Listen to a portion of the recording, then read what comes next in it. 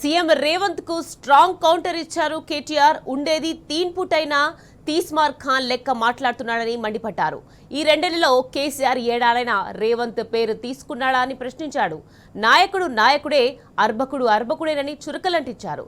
CM Revanth ఎన్ని పిల్లి మొగ్గలు వేసినా లాభం లేదని దుయ్యబట్టారు కేటీఆర్.